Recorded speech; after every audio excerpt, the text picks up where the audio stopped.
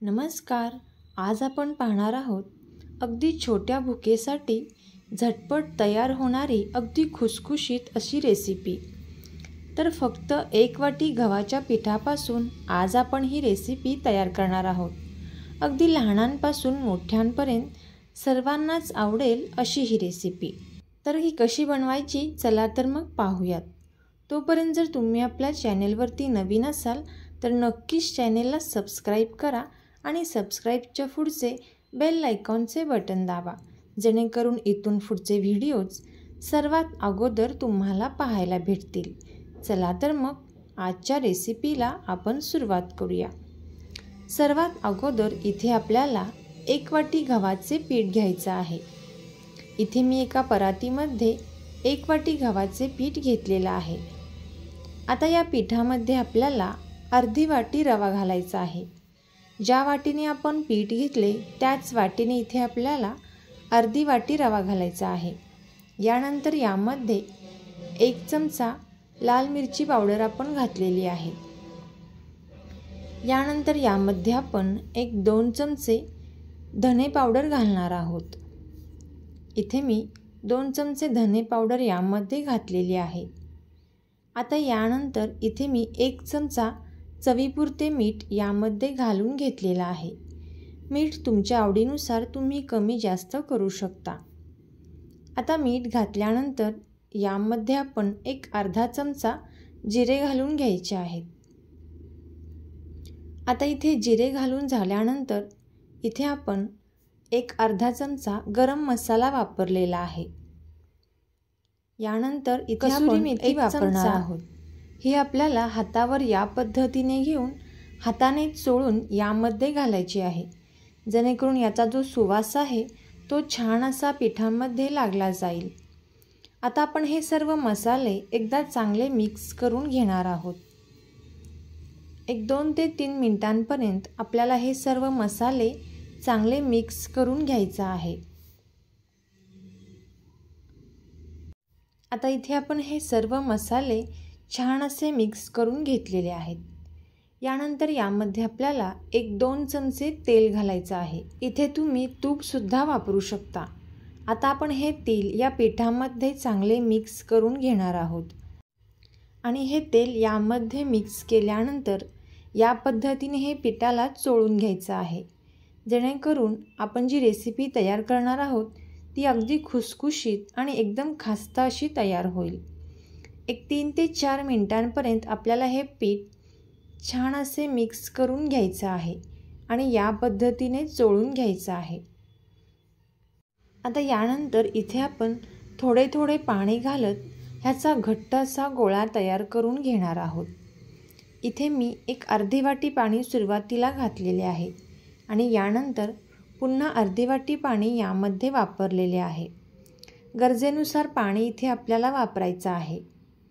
पीठ इथे आपल्याला छान असे मळून घ्यायचं आहे. आता इथे मी हे पीठ चांगले मळून घेते आणि याचा एक गोळा तयार करून घेते. आता इथे आपण याचा एक गोळा तयार करून घेतलेला आहे. यावरती आपल्याला थोडेसे तेल लावून घ्यायचं आहे आणि पुन्हा एकदा हा गोळा 5 मिनिटांपर्यंत चांगला मर्दून घ्यायचा आहे. आता हा गोळा छान मर्दून झाल्यानंतर हा गोळा आपल्याला एका बाउलमध्ये ठेवून आणि यावरती आपल्याला प्लेट ठेवून 20 ते 25 मिनिटांसाठी असेच आपल्याला हे पीठ भिजण्यासाठी ठेवून द्यायचं आहे. आता इथे 20 ते 25 मिनिटांनंतर पीठ छान असे भिजलेले पिठाचा एक गोळा काढून घेणार आहोत. ज्या पद्धतीने आपण चपातीसाठी गोळा तयार करून घेतो त्याप्रमाणे इथे आपल्याला एक गोळा तयार करून घ्यायचा आहे. आता इथे मी हा एक गोळा तयार करून घेतलेला आहे आणि यावरती आपल्याला थोडेसे गव्हाचे पीठ घालायचं आहे आणि याची आपण गोल अशी पोळी लाटून घेणार आहोत. इथे आपल्याला पोळी लाटून घेताना खूप पातळही नाही आणि खूप घट्टही नाही, या पद्धतीने लाटून घ्यायची आहे. आता इथे मी या गोळ्याची एक पोळी छान अशी लाटून घेते. गरजेनुसार इथे आपल्याला थोडेसे पीठ लावून घ्यायचं आहे, जेणेकरून जे पीठ आहे ते चिकटणार नाही. आता इथे मी या पद्धतीने पोळी लाटून घेतलेली आहे. आता एका फोर्कच्या साहाय्याने इथे आपल्याला या पद्धतीने प्रेस करून घ्यायचं आहे. आता हे प्रेस करून झाल्यानंतर इथे आपल्याला हे सुरीने कट करून घ्यायचे आहे। सुरुवातीला इथे आपल्याला चारही बाजूंनी इथे आपल्याला कट करून घ्यायचं आहे। पाहू शकता तुम्ही व्हिडिओत दाखवल्याप्रमाणे।